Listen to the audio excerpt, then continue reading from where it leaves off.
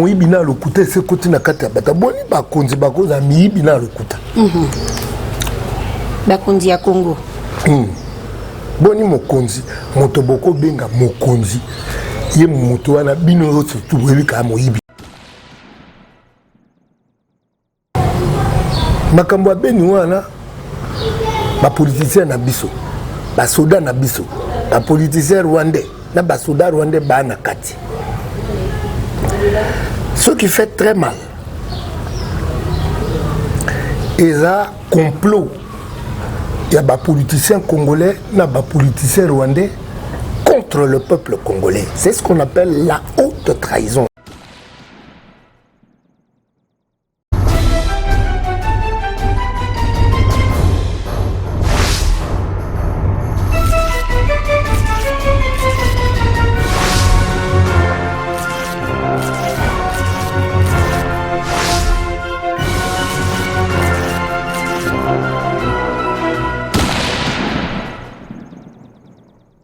Mesdames et messieurs, bonjour encore une fois de plus. Je suis tellement heureuse de vous présenter cette trop belle émission. C'est la Diva que vous aimez tant. Je tiens à vous dire bonjour parce que vous êtes plus nombreux devant vos téléphones, vos tablettes, même vos postes téléviseurs en train de me suivre. Je dis un grand bonjour à celui qu'on appelle de la nation. Et pourquoi pas Pichumanga qui dit merci à mon cameraman du jour, Marcus Angeli. Sans plus tarder, je vous demande de nous inviter du jour comme d'habitude. Aujourd'hui, je suis avec l'un de mes invités politiques. C'est un politicien, aussi un musicien qu'on connaît en Bokaoyo. Il s'agit donc de Jean Goubal Kalala, toujours sur l'année et le sur l'année, moi, ma camba politique, pour te battre avec tes politiques, et ça, moi, trop. À qui déjà j'ai dit bonjour, papa Jean Goubal. Bonjour, maman. Et santé, bonne? Oui, santé, ça va. Malem. Ça, c'est bien. Jean Goubal, à Kominani. Après savoir qu'on postulé, Jean Goubal, à Zanani, à Losalanini, pour l'instant, parce que tout le monde est bon, moi, Mikolo. Jean Goubal a changé d'identité. Il est d'abord un artiste. Artiste musicien. Moi, comédien peu. Voilà. Un citoyen congolais ordinaire. Du côté politique? De toutes les façons, le côté politique, on s'en occupe. Depuis toujours, parce qu'il s'occupe mal de nous. Le politique congolais, il sait toujours le côté politique congolais, voulais-je dire. Il s'est toujours très mal occupé de nous. Il n'y a pas longtemps, je venais de dire que Nanu Tolombe, la transition était Bandato Kabouana na Belge. Depuis Kassavou Bouti, Lelo Nafati, nous avons tout ça, le constat que tout ça, on a une transition. Et pourquoi nous avons une transition? Parce qu'il faut quitter un état pour accéder à un autre. Quel était notre état? Dans la Belge. Avec les Belges, tout ça qui sont esclaves, na bango. Ndengo lingi bato pesa comme esclave, colonie, sogenini ya bango. Les baquets, batikeli biso indépendance ya papier, ya kasa. Mais so tali bien banda wana tilelo biso moko tozana na indépendante. Et na kati na biso tozana nuka dépendant. Pourquoi na lo babungu? Pour baya osela, pour tout ça la banzila na mboka na biso. Chinois, japonais, mais il y a des constructeurs, tout ça, on a beaucoup. On a des diplômés, trop de gens qui connaissent le métier. Voilà. Parce que il y a un peu comme on a sur l'intellectualité. Les diplômés, on en a beaucoup. On ne doit pas toujours recourir à l'expertise aux Chinois, aux Indiens. Donc, depuis mon délai à Kenda, Nandenge à Kenda à Mikanda, mon délai à Kenda Penza. Tout ça, le diamant, il paraît diamant, c'est la ranango, biloko avion, c'est la ranango, bijoux. Mais biso ça, la diamant, il y a vente.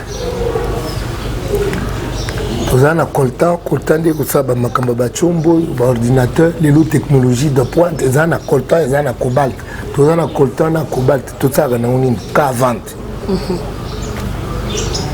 C'est-à-dire, la classe, nous sommes tous les moyens, les fungwa ma tête, biso, tout ça la misala na bakolta na biso yoka Rwanda komi na baizini ya bakolta kuni pana ye kolta ba smartphone kolta oyaza na ngote voilà c'est-à-dire pour na kati na biso boumbu eza mingi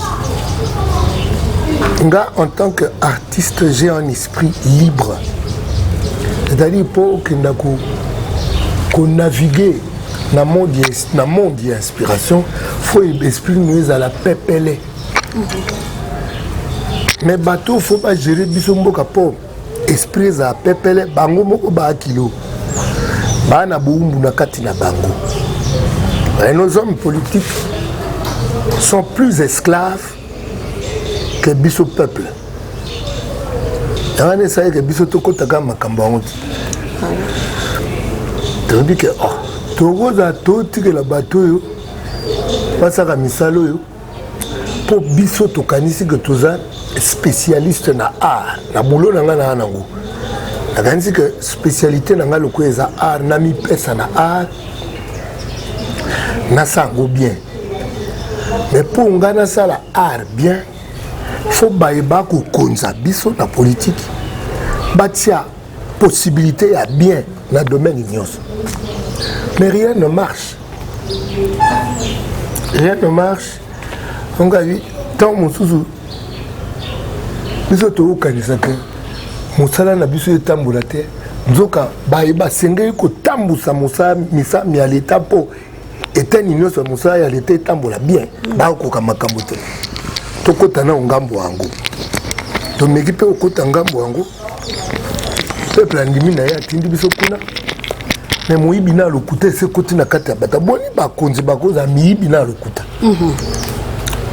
bakonzi ya Congo boni mokonzi moto boko benga mokonzi ye moto wana bino surtout elika moyibi neto ya Dieu sika na ngai amuta moyibi poza moto a Dieu sika na ngai na lembi kotanga kombo na ngana ibito Jean Gouba Luka yo za mpandisa moto mais yo ko mpandisa moto azaka moto sa recherche na lembi kotanga kombo ba petits esprits.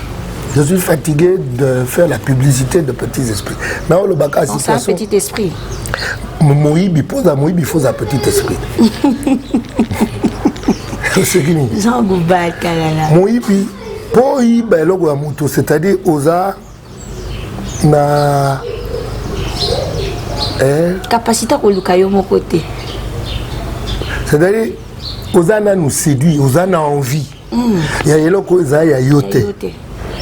Au commissangu ya yo par des moyens osa na norme te c'est-à-dire mbongo ya leta ojo tshena libinga na yo. Oyibi. Si manango suka na mbongo ya leta tshena libinga. Ba benga ngo moyibi te za détournement. Détournement na ngala nebi kombo musute. Babi biso to soigner ngo za moyibi te moyibi c'est du vol mais ko yiba mbongo kozwa mbongo ya leta ko za détournement. Pour bakanga magate yango balingo pesa ba kumbu.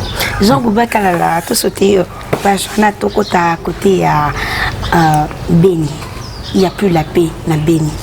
Jean Gouba kalala makile zo tanga chaque jour na Beni. Ba congolais bazolela ba on a biso bazolela. N'époque biso tozala ki te mais ba maman biso ya biso n'époque à Mobutu ezala ki soki ka 2 heures de komi wana bande continue la général Maël et puis qui mena ki kota kuna.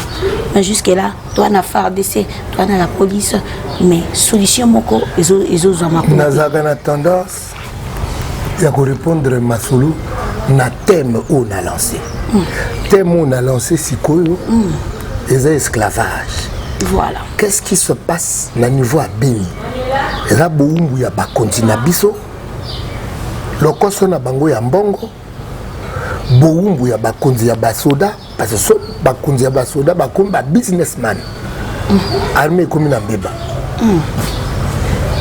oyo komi au vu et au su de tout le monde que bakonzi ya armée bakomi bata business c'est que armée à côté na mbeba bakonzi na biso ya politique makambo ya Beni wana ba politicien na biso ba soda na biso ba politicien rwandais na ba soda rwandais ba na kati ce qui fait très mal eza complot ya ba politicien congolais na ba politicien rwandais contre contre le peuple congolais. C'est ce qu'on appelle la haute trahison. Et là, on a le bango. Mais il faut être un dombo, le côté biso na bongo trop. Ngapena son a ministre de la culture de la petite musique monsieur Betaka. Le Congolais ne lit pas, le Congolais ne fournit pas l'effort de s'instruire. Alors le Congolais subit l'instruction, mais mini il y a musique, mini il y a pasteur, mini il y a bino, journaliste, mini il y a politicien. Mais bango moko déjà bien construit. Apport ni mais la population. Tout le monde a tendance à se comporter le cas d'un musicien, c'est-à-dire qui tendi forme au babenga charisme. So yoki musicien na sabi muta charisme, c'est-à-dire que manque de considération dans moninga. Ça babenga charisme, c'est-à-dire snober l'autre. Le regarder avec dédain. Voilà. Que Badjoana muta charisme, c'est-à-dire abombaka. C'est rien à foutre na charisme auto yebi, il y a pas Paul VI, charisme auto yebi, il y a Mandela, charisme il y a Etienne Tshisekedi, charisme il y a Martin Luther King. Rien à foutre. Na charisme il y a Christ. Charisme il y a Congo. Et là un mot idiot inoculé dans la tête des gens par les musiciens idiots. Olim Sangai, je suis fatigué, il y a qu'au flatter l'idiotie dans Mboka Congo. Nous devons arriver à nous dire des choses en face pour tout élément. Voilà. Nous devons que l'Ombana Boumbu, il y a déjà le Baninga parce que l'esprit a déjà le Mobutu.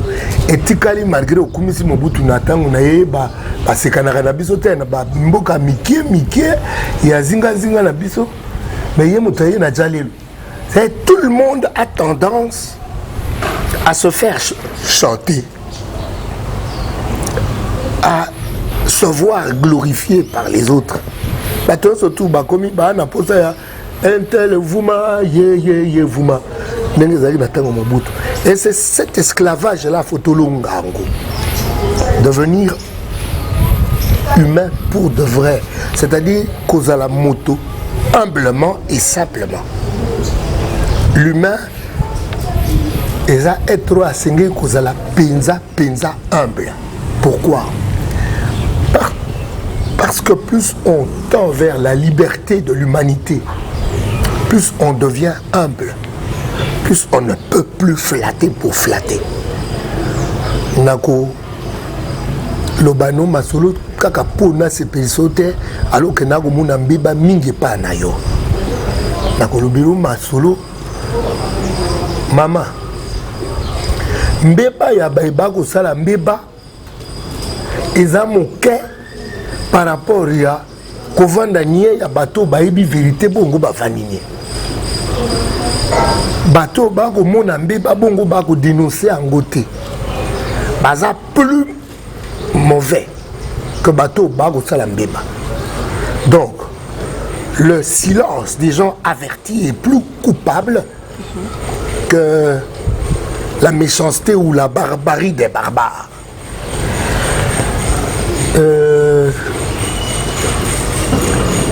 Tant qu'on a bandu kanisa pe mingi na yo mona ke boumbu ezaka na biso pe bato mwindo angote boumbu pe zana mindele mais soki guerre zana na est kuna na Beni eza po ba canadien bazana boumbu ya kotekaka ba minerai na biso.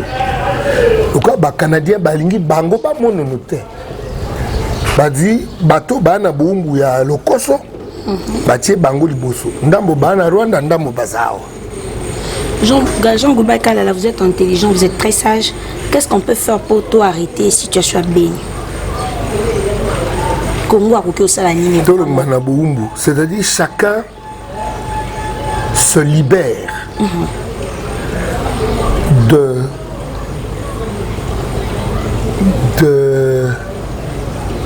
son esclavage, de la chair.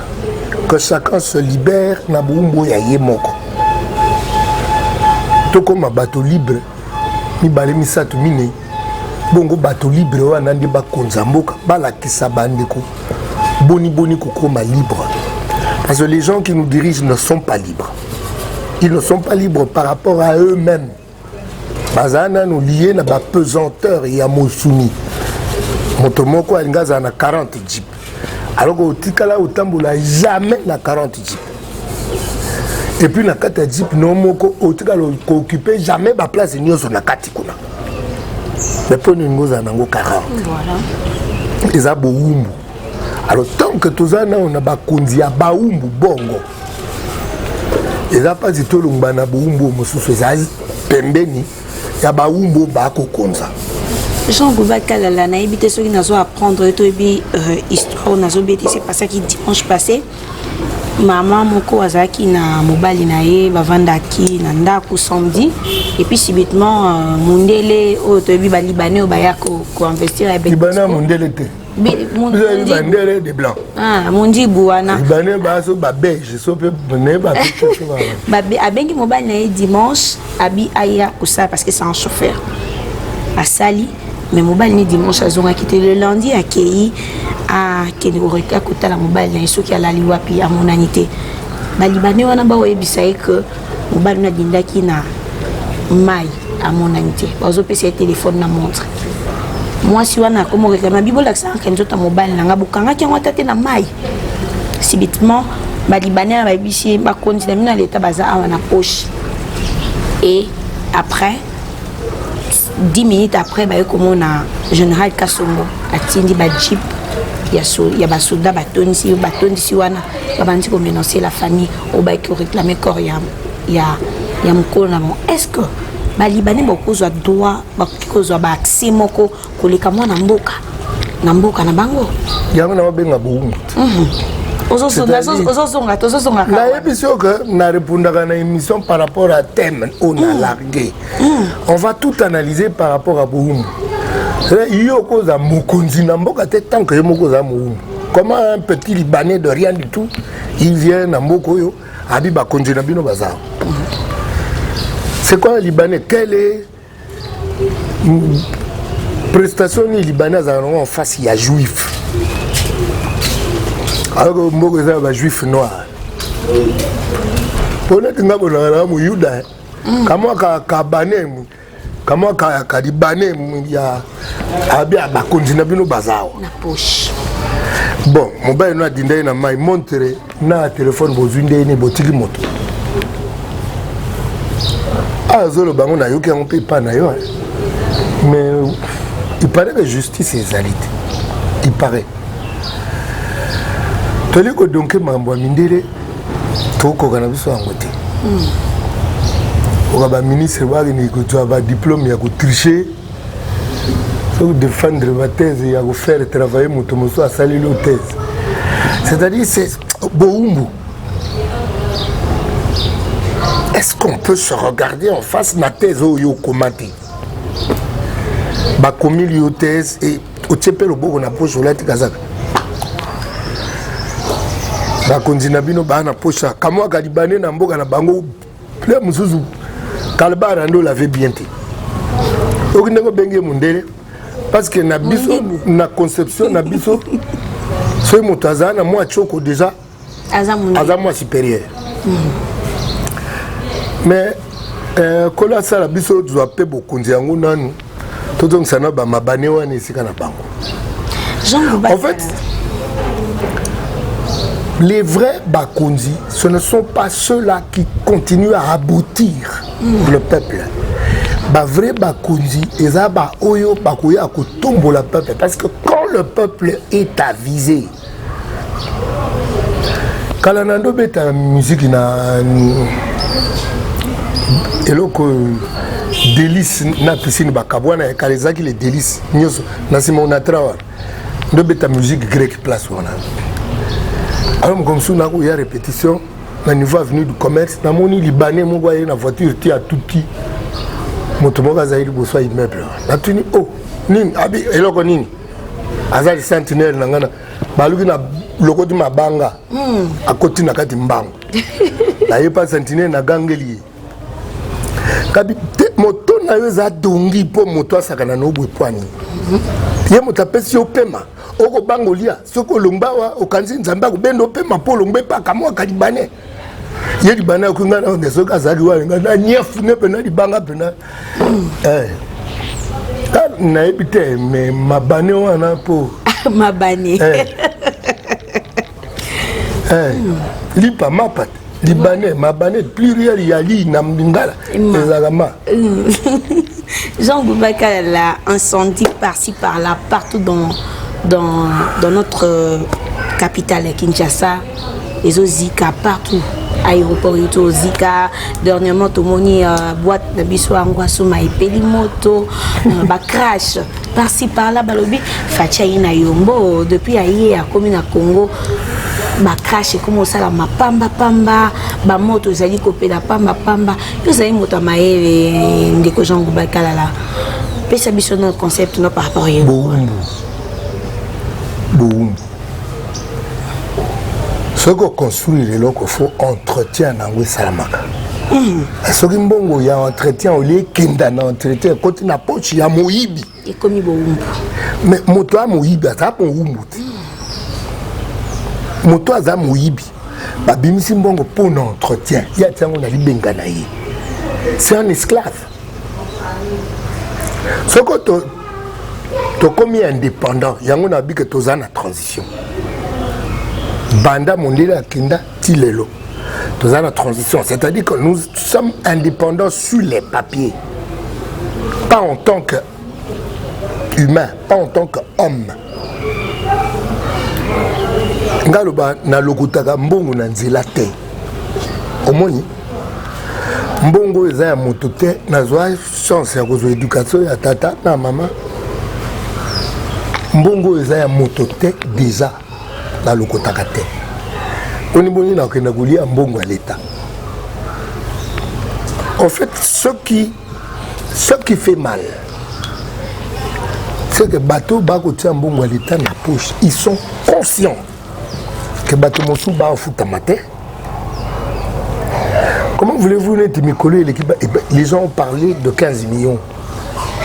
Ce qui paye à solo 15 millions, quand il n'a poche, il y a quelques individus. Et ces quelques individus, bah, il bien que le salaire, mon sous, na Congo, et ça va $20, bah, $30. Les gens sont conscients, maman. En tant que veuve, il y a fonctionnaire, elle doit 11 000 francs congolais. 11 000 francs, on en a des listages.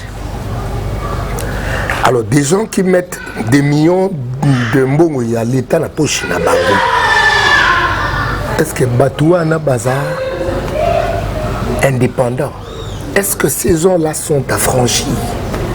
Alors, si tous les konzama na ba politiciens au bazar esclaves, c'est la transition ici, dressons nos fronts, nos temps courbés. Nani atiaka moninga na condition esclave moto yemo pas esclave quelqu'un qui est affranchi ne peut pas avoir bato sous joug et domination naïe.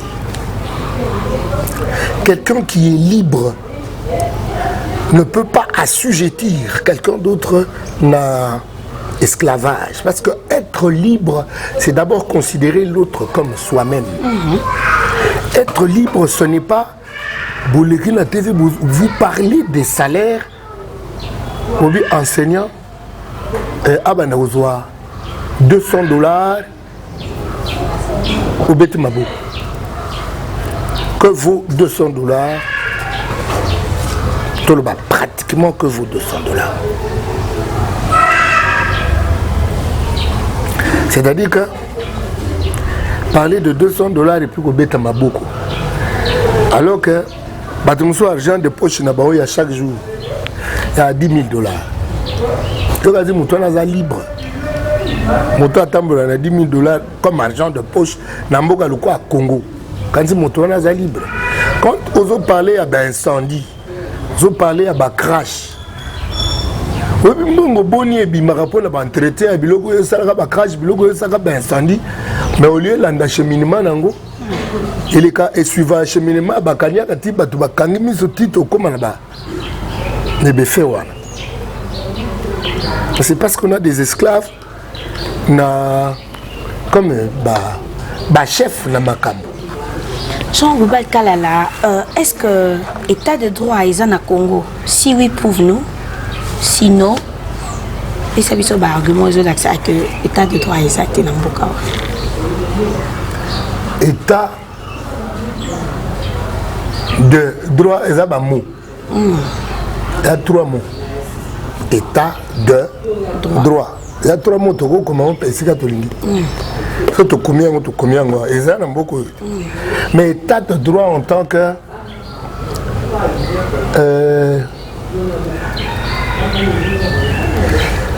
et c'est qu'un bateau bazar libre. Pour que l'on parle de droit, il faut que c'est qu'un bateau bazar libre. La bande où est-ce que tu as baoumbu? Boumbu na nous peut coûter ya muninga mosusu. Boumbu na kati ya moto ye moko. Motoza faible na baposa ne ya nzoto. Attrait à la concupiscence.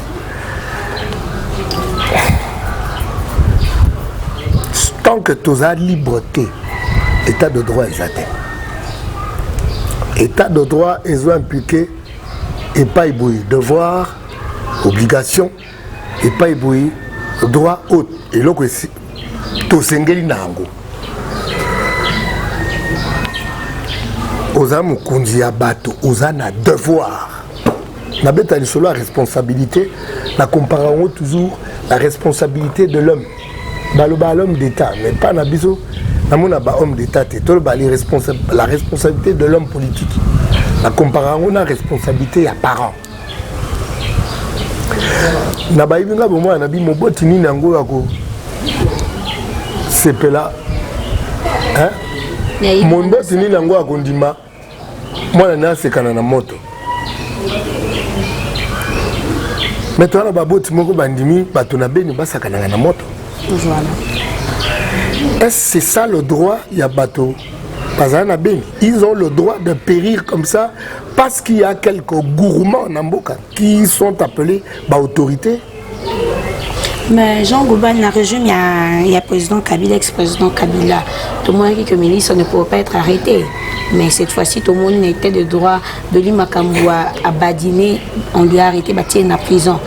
Tout le monde a qui Gabriel Moki à Bakanga qui est malgré liberté provisoire. C'est provisoirement, mais au moins Bakanga qui est nanou parce que tu as des droits ils ont à Congo.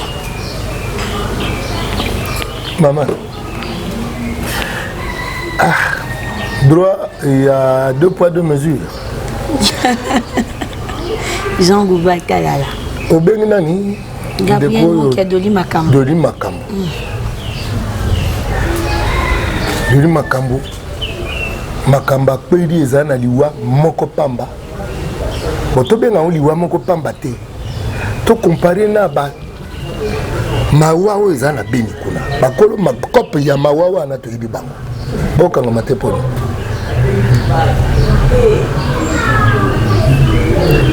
Les animaux malades de la peste, un mal qui répand la terreur, mal que le ciel en sa fureur inventa pour punir les... Non, ça capo. Les banyama baye po ba toubela. Lion à lobby. Nana tafuni banyami belé. Na lié nebite soki ngai mutu na mbeba. Nasi anaye abi nana na likaki pembeni ya ndako basango na katika eteni ya lititi na lupango basango po nali anebite songa bakpe na ye. La raison du plus fort. Le plus fort qui fait peur parce qu'il a des armes. Les plus forts sont ces gens-là, oh, Nakobinga, Batuluka, Mandela, Batuluka, Lumumba, Batuluka, Martin Luther. Eux, ils ont été plus forts. Parce qu'ils étaient libres. C'est pas parce qu'on fait peur aux autres, parce qu'on tient une arme. Souvent, les dictateurs, penza, sous canapéreux. nalobi yango mpo nakotela doli makambo te pembeni ne toyoki kufa moko mpe pembeni ya bato ebele mpo bazala libanda so mpe baleki bobeti mabo bakufa eza ebele soki état de droit ekoti bakanga nao mpe bao wana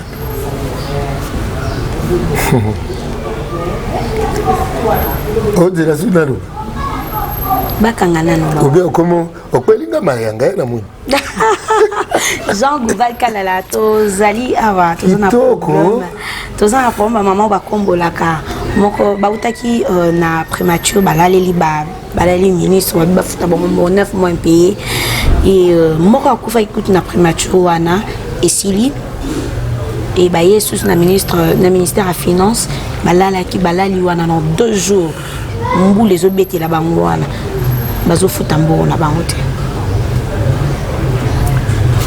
Boum. Comment beaucoup de gens ont premier ministre, quelqu'un qui est esclave. Au moins, il y a beaucoup de gens. Il y a en principe, biso ba tout le monde, mini. Tu sais, il y a beaucoup de gens qui ont la démocratie.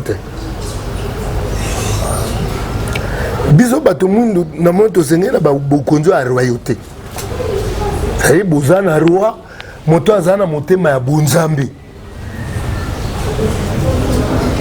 ay biloka ba démocratie yango zo yana ba tricher rebelle mais voto keka to bato lo sambo to koti pena mabolongo to tini nkolo nakisa biso mokonzo ya biso ya Congo oya kozalaka wana ti soka akufi ola kisi mosusu pa ozana motema ya bolingo. Je parlais de la responsabilité de l'homme politique et de la responsabilité du parent. Mon conseil à fois à l'ouquoi mon bot vis-à-vis à Banani. So Banani konzo bazana ba poto batini ba ona ba kelasi ya kutanga na poto. Bana baninga ba fanda l'ouquoi na monebe bongo bana biso na boinde ba va une teni ya koni ba kolongulu. Bato wana bana motema ya bokonzi te mokonzi azana motema ya moboti mokonzi azana bolingo ya bakambi mibaye okwa moboti akozala na bolingo ya bana baye mikonzi basepelaka babenga bango tata tata biso ka babengo ya kombo saelango te moboti nini yango akundimo ya ye mwana asekana na moto. Mais la gratuité scolaire est là.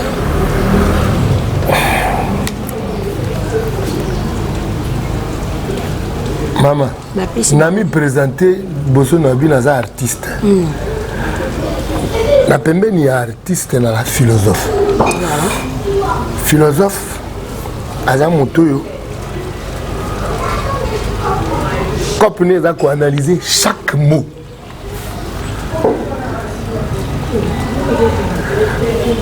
Puisque la philosophie est basée sur la pensée. Et la pensée est traduite en forme de langage. Langage est sa culture. Parce que le langage est ça ensemble, il y a des mots. Dans le bina, nous mots. Tout le signe, parce que le langage, il y a biso ya maloba beauté, le langage, il y a des signes, il y a écriture sur braille et zali. Quand on dit gratuité, il y a enseignement. Est-ce que c'est d'abord pour la propagande ou bien c'est d'abord mûri et réfléchi? On a observé. Sincèrement, le chef d'État à Congo, le chef d'État apparemment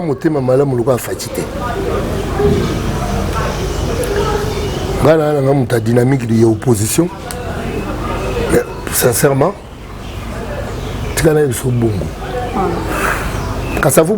je ne peux pas parler naïe parce que Peut-être on a Amigo. On a Fukreti et Amoutou. Mais comparé Tilelo, j'ai toujours parlé d'intelligence et de cœur. Pour nous diriger Congo, il faut na mayele na bolingo. Voilà. Bon, le quoi Congo, bata mayele bazamu a mingi. Ce mot qu'on a fait les bolingone à solo. Toko kenda ibuso. Mais bata mayele, on peut me baser comme chef d'État en otage.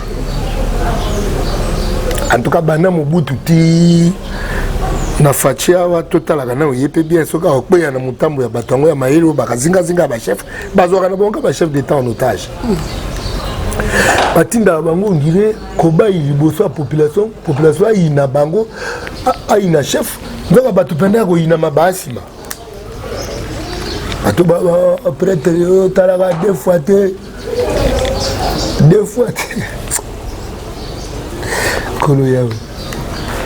Bon, gratuité enseignement, il faut bien mûri. Au management. Le manager, c'est celui qui coordonne l'action. Yabato Bazana yi. Abato Koti la gratuité enseignement. Qui fait quoi? Pour la Sangai, to komi wapi, qu'est-ce qui manque? Comment Bambongo nini tozwa wapi poto kotsa la rubrique. Ce n'est pas l'argent qui manque. C'est peut-être la prévision qui manque. Ya bo beti bor na nga mon pape nde tozaki na MP. Bo beti bor mon bopo ba yangi ba rêver. Mais sous-bassement est. Il n'y a pas de plan, il n'y a pas de projet. Mais nous avons sens. Voilà, Jean Goubakala, sans plus tarder, il y a juste des questions. Il y a questions tous nos politiciens où il y a pour répondre convenablement. Jean Goubal, pourquoi Robert Roy, sans Rwandais d'origine, comme on a éprouvé malgré Balobarawana, Azam ministre na Congo, Azala toujours ministre. Et pourquoi Agardaka toujours poste à la décentralisation? Tu vas avoir l'idée et on fait ça réponse à la question là.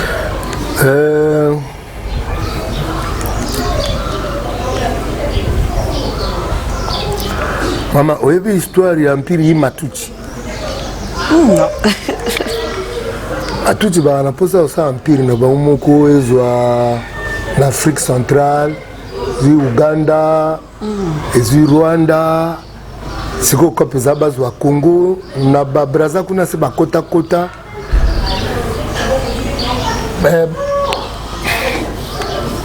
En tout cas, on a 81 dans le campus. 1981. Je me demande comment on a banda libanda. Na renseignement na sécurité. Na comment on a bango baalo banga étudiant. Rwanda na yoka sangwana. So il y a un bibiso ndombolo eleki. So bato bao c'est la projet na bango. Parce qu'on infiltrer biso. So ba infiltrer biso. Bakuti biso distrait na ndombolo ba osani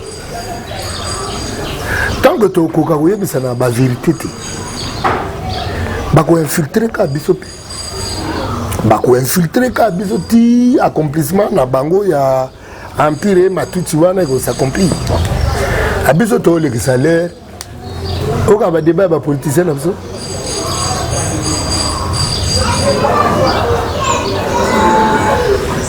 Ba débat ba politicien na biso ezala ba débat ba prima ngondo na Gambela. Monde ba mangondo ba potana na Gambela. C'est ce que nous appelons politiciens ici dans Mboga na biso. Le bâtiment ko place na bango ezala na Gambela ba beta mangondo. Ba tikela biso quelque ndambu ya ba politicien race ya ba Liaoundé tozali na bango. na seki po lena tanga ba prof mabi mulumba batikela zo ba calibre wana ba prima ngondo ba de gambira ba de sa ba plan ba ngazaka contreter coexistence pacifique entre voisins. Mais je suis contre cette tricherie de profiter de la naïveté des Congolais pour boya bobaka Congo. Et cette naïveté, ce que je regrette, cette naïveté est attisée. L'acuité de cette naïveté, et c'est bizarre la musique. Ndombolo. Attends, on a le bango. Régulièrement, on a qu'une na place en doule na vandi. N'a observé peuple nanga congolais nga vie. Distraction. Et l'équipe. Aucune église, aucun temps la batunde ba ensemble la titi. Finalement, pendant Congo tikala ka nzambe sala ya solo. Nzambe sala ya l'église oté. Il y a des musiciens chrétiens qui sont tous les gens qui sont à vivre. Il y a des voix. Il y a des voix. Il y a des voix. Si je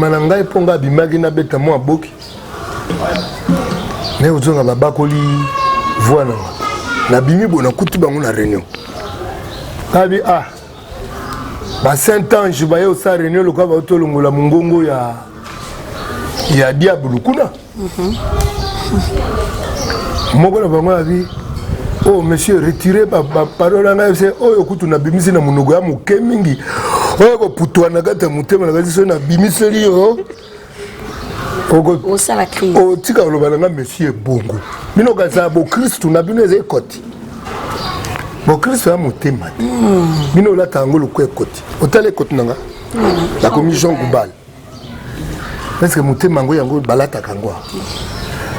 Non mais c'est ça l'aboutissement de ce peuple par la religion. Les gens s'appellent chrétiens bongo mais moyibi pas moyibi kutula muso bien. Enfin, bien té, mais là, je suis moqué. Mais bon, il y a des auteurs en Zambie, comment tu peux observer un colo alors que ma canisino est en akisi? Pour y parler, le pasteur Rebéré, il s'en va là-bas. Maman, mieux vaut à la civile dans ma cambo en Zambie que là, tu as chocoto en Zambie. Zoga ozana mutu ya armée mosusu. Toi batu baye ba ngota to ça la gaki mo Christ ya apparence pour nous se penser bande ko ba congolais. Ba to éviter que ko rendre compte za ya mutu na kolona. Na débordé yo mutu tuninga ba question. Question tuninga wana na kanisi décentralisation.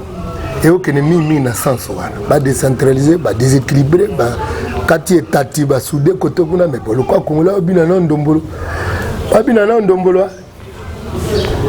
Na meka ko yembela bino ti bo tuna ngame yoza na album boni mais boyoka banzembo ngo. Banzembo na bino boyoka kaka moi non na tire mo kasi me ko écoute ça moi no tire mo kasi me ko le dokam. Oh, maman peut-être si ma tata chubato.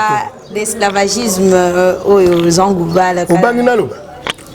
Yo monte que ba mikonzi ba mo l'accepte pas porno, moni combien de porno total ya mikonzi parce que bazu ya mona ba musicien. Tata pesa maman pesa si ma tata chubato. Tango mokonzi yake ko chubatonga kuna bodu photo, bo comme ça on mabe. Tango yepe musicien yemo ko chubaka tonga bodu bo te kangai. Jean Gouval, sans plus tarder, te pose une question sur votre point de vue, pardon, par rapport il y a vice-ministre, il y a Congo central. Oh, tu as eu affaire Maman Mini, au besoin de plénière dernièrement, les acquis, Bitumbe Bimaki, ma sasse beti, na plénière, monsieur sur balobi qui fois zonga, na poste, monsieur babida, tout le monde qui boulou, il ne peut pas. votre point de vue par rapport à ça? Maman, ouais, comme jugement nangai. Comme mangai na juger biloko te naza bouche na muta monoko. Mais naza mutu na pesa respect na nkolo. Soki nkolo asale loko yango ya butata wana sango ga soni. Biso be soni yango eleki yani. Yango na bia mokonzi aza mutaza na buumbu te. Yo pe mokonzi. Soko lingi osala mpobo soni na. Osala ngo nesika obata mesika na yo. Po babinga una lingala kosala mpobo soni oba osala wana mpobo soni. Donc, tout déjà, dans un confort dans Parlement. Il s'agit donc de Papa Molière. D'autres en ont rancune. Tu as été déjà les cas qui on peut en parler parce que dans le Koutaï Nayo, il y a Motamaël, il y a un lobby. Bazaki n'a pas mésentente, na Franck Diongo. Tout le monde est en santé, il y a député national, député provincial. Maman, boy parmi Ndeko Molière. Titre à livre n'angay le management bienveillant. La bienveillance. Boy parmi ngai ba combo ya bato. Mais na confirmer na affirmer na combo ya bato basal makamana. Bino bokomo ça be miso kaka Ruberwa apoela boy Franck Diongo bona bo. Bozo réduire ngai, moi j'aime les pensées. J'aime les pensées. Quand on parle des idées, la bête de l'idée empire et matuti. Bateau yotenga ba oleka na bango. Mais idée na bango est ça. Eux ils ont un projet. Bisoto l'exalaire kako nani Franck Diongo contre. Mais bon on dit ba je na mboka yango to to lobe. Ba présenter bino mutu na mutu présenter bino ba idée na. Au lieu de venir me passer mon temps à parler des individus, Nalingato parler de ma théorie. Qu'on parle des idées, qu'on parle des visions de notre pays. Je n'aime pas trop qu'autarder sur les noms. Parce que combat battre les cas. Mais quelle est la vision Tikala. Otoko cité que Motoboui a une vision bouée. Il y a les qui n'aiment les visions Tikala. Les gens Goubal aux Motabolingo, aux Motamaël et aux Motabolingo. Motabolingo, qui peut s'appeler conseil, sur le bic au lobby, on a n'enga ma bête au boy pour cracher, bêtises sur rien, sur comment on a aimé, qui peut sa conseil décoré, pour ça à sous-beauté, ça la rabo. Maman, et là, je me suis sur le conseil, après ça la santé. Et puis, je ne me vois pas dans un an pour appeler ça conseil na bakonzi pour bango ba mi konzi dans la zana ça la nganje buba yo ka vanzi munangai so ba balingi ko za Jean Koubal Kalala tout ça la boni poto le mon esclavagisme question là exact question makasi pose thème oyo nango question là exact question makasi yango lelo na bano tuna kulu lelo Jean Koubal Sambelaka nga te la Sambela lokwa ya bino ba congolais Sambela lokwa mwana nkulu lelo na ndo tuna kolo objectif nini penda kutindela nga na mokili pona otambola kibudi on dirait bateau ezangi mokambi parce que yo zapena mokambi nanga la kisanga nzela po tolonga na boumbu na Congo so bato kwa ndenge na koyoka kati na ngai osenga kola la kisanga nzela toza ata 10 ya pamba to sambela penza pona Congo po likamba Congo za lo samba ela mayele te la lo samba. Mais il y a de grands pasteurs dans Mboka na biso. Ah maman so bengi grand pasteur oyebi nayebi ba archibishop nayebi ba extra archibishop nayebi ba suprabi na Christ alobaki benga bango nyonso frère point awa bato ozobenga ba grand pasteur wana ngai talinga te tant que vous n'êtes pas un frère simple selon l'ordre de mon maître qui est Christ. Bon Christ non na moni yango zero na kangi yango le quoi apôtre Paul a kangaki qui circonciné à 8e jour de la tribu de Benjamin a eu classe na école ba pharisien Paul wa kangi yango le quoi le bumu tulo abwaki pona kolanda Christ Tant que le Congo n'aura que de grands pasteurs, des archibishops, supra-archibishops, extraterrestres, il y a des pasteurs, le Koutana Congo. Bana Yanzambe, c'est que je profite de bon enseignement. Bino Bana Yanzambe, Onzamba Yebsa, Bino Katiamité majeur. C'est que ça existe. Je sais que vous existez. Vous voyez que vous avez bélité. Tant que Bino Bana Yanzambe, Tokenda, Mutuna Nkukuna et Totunankolo. Tout ça, boni po, bakambi ya Congo na lolenge la yo, bazwa Congo na maboko parce que on a assez de charlatans. Jean Gouba Kalala tozo chité déjà mais c'est que ngana kangi potolo ngape na esclavagisme photo tika nano ki bandombolo wana il faut tout du mieux en nan kotika te meto du mieux en na matisi likambo na niskali na tiki bandombolo ba continuer ko sa ndombolo parce que kolo na kanzi eli il a yebisa ke mais ngai na tika ngamoko kolo yebisa ke te nazana moi bao yanga na bombi ko bake ko gumba mila balte to tika no batandombolo ba sa ndombolo surtout tiki ndombolo ba sa ndombolo na matisi des solo ti ola nangate nazola na yango na bide po tolongwa na boumbu et puis na m'adresser na bana nkolo okolo yebisa bango. Il y a des gens dans ce pays qui ne sont pas de grands pasteurs, qui sont des frères simples en Christ. Oh, na contact na nkolo yango na sengi bango na ngai na kati to tout na Nzambe destiné penda ya Congo na biso. Ne passons plus notre temps avec la campagne festival de miracles. Ça festival il y a miracle pas il y a ndombolo pas il bana na Nzambe ba beta mabolongo pona nkolo. Vous appelez la poste église pensate. Vous avez posé un coucou ya yo na tata. Ce que vous avez sambela kolo kota na chambre na yo loba muke. Mais za loko interrupteur, ce qu'on finit interrupteur na mur. En pour le pelambamo. Bana Nzambe wana baza. Ne me parlez plus de grands pasteurs parce que je ne les connais pas. Le Bela pasteur il y a cosmétique. Venez festival des miracles. Venez guérison. Attends. Jean Goubal. Na lingi na mona modèle il y a. Maman a limité que Paul soit à une époque où il a pancarte. A dit il y a Paul venez. Guérison apte. Bateau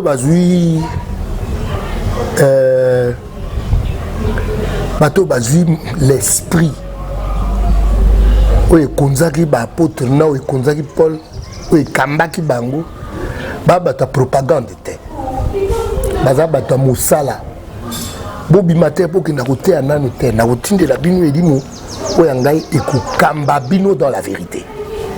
La vérité n'est pas spectaculaire. La vérité est vraie, un point, un trait. La substance de la vérité, elle n'est que vérité. Au côté de la vérité. Au côté de la vérité, commentaire. Vérité, Azana pour sa défense, il y a un cerveau à dongi na biso batote. Tout ça tellement dongi et la vérité reste Christ. Tout le monde a yanduki, on est presque à la fête de chité, oui. Vous connaîtrez la vérité et la vérité vous affranchira. En d'autres termes, vous connaîtrez Christ et Christ vous rendra libre. So Christ a commis si au libre. Vous avez pour ça la cosmétique et sauté. Voilà. Jean Gouba Kalala, au garde coalition, il la mouka to cache. T'es là la cache. Coalition la mouka. La mouka on peut l'équipe minée vérité des urnes que tu as failli. Ngala que tu as failli. Dynamique de l'opposition. Vérité des urnes. Au monipoli les rôles bananga la mouka. Vérité des urnes. Vérité des urnes. Boké na ngoti. Boké na ngoti wa Fati déjà président de la République. Ah, on ngolo bisanga ni. Kasi to yoto ba idée na bino bozo ke na vérité des urnes wapi. Nous avons appelé ça l'affranchissement. L'affranchissement, on a biso yango na abi. Tout dépassé. Cap où il y a Makambo lingo olova. responsabilité à bateau bazarana na nkolo a responsabilité na bango tant que ça sur le salaire te na ba grand pasteur de grand pasteur bana magablo na bango ba ça likonda na bango. La question est mais on est presque à la fin déjà tous autres chité. Pourquoi Martin Fayulu a siégé raté? Tu es un suppléant. Mais vous avez posé Martin Fayulu qui n'a aussi siégé pas. Parce que c'est lui. Moutaza na rang ya chef de l'État au zong c'est na parlement et si le FCC a la totalité il y a député. Jean Goubal Kalala, on est à la fin de notre mission. Aujourd'hui, Martin Fayulu a au côté dans le parlement et si le FCC a nous a décision. FCC a majoritaire kuna. Pour na olobani. Maman, so moi na no ça. Bali akepa na ye. Tika akindi pa na ye. Martin a postulé qui, oui, a postulé en tant que député, a postulé en tant que chef de l'État, en tant que président. Et Pessamindeng et Pessamindeng, Tika est na rampe. Je préfère que fonctionner dans les organismes internationaux que tout le monde parlement. Les gens n'ont pas parlement pénaté. Enfin, parle aimant. On parle et on ment. Merci beaucoup Jean Goubal Kalala. On est presque à la fin. Un mot fort pour peuple, Bazana Beni, Bazoli la tout le monde. Non, ça va maman. On ne peut pas continuer. Il y a Coco Sabaninga. Naza Maloubate. Voilà, merci Jean Goubal Kalala. Là, nous sommes à la fin de notre mission. Merci à tout le monde qui nous ont suivis, particulièrement de la nation Tonton Banda, Pichou Mangaya Bosley, du Berger Junior, Ramon Emporio. Et merci à mon camarade du jour. Il s'agit donc de Marcus Ongangeli. Merci à vous. D'ici là, portez-vous bien. On se revoit à la prochaine édition. Bye bye.